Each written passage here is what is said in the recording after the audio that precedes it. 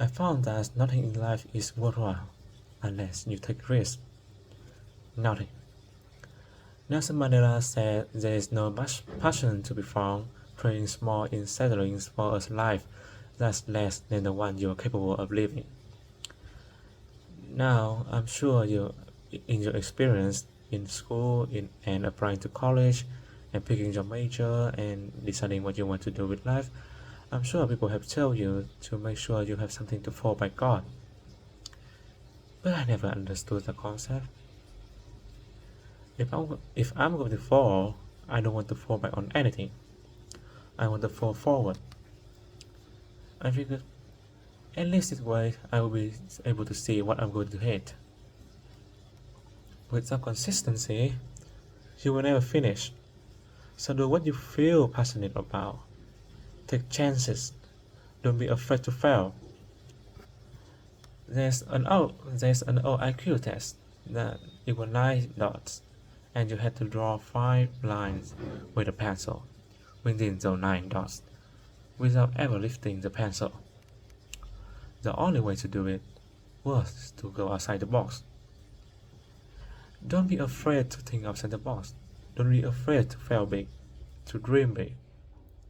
But you want to remember, dreams without goals are just dreams.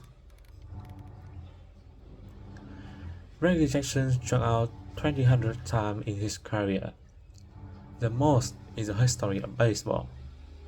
But you don't hear about the strikeouts. People remember the home runs. Thomas Edison conducted 1,000 failed experiments. Did you know that? I didn't know that. Because the 1,001st was the light bulb. Every failed experiment is one step closer to success. You've got to take risks, and I'm sure you have probably heard that before, but I want to talk to you about why that's so important. You will fail at some point in your life. You will lose. You will embarrass yourself. You will suck at something. There's no doubt about it.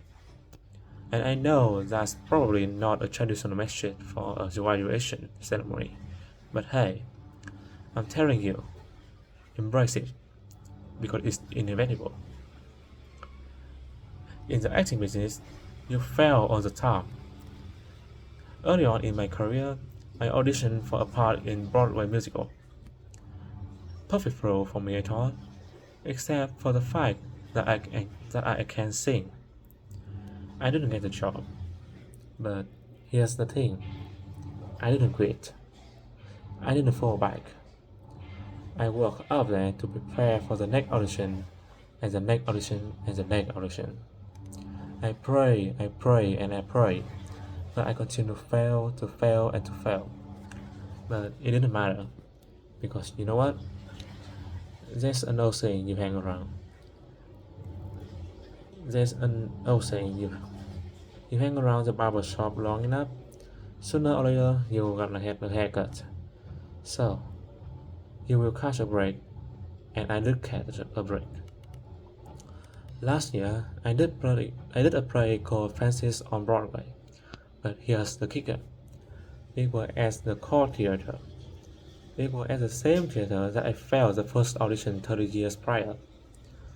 The point is, every graduate here today has the training and the talent to succeed.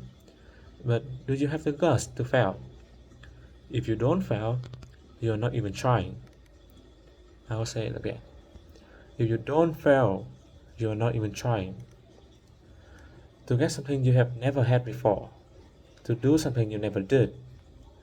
Imagine yourself on the deathbed, and standing around the deathbed are the ghosts representing your unfulfilled potential.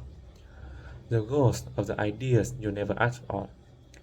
The ghost of the talents you didn't use. And they are standing around your bed, angry, disappointed, and upset. They say, "We came to you because you could have brought it to life. And now we have to go to the grave together."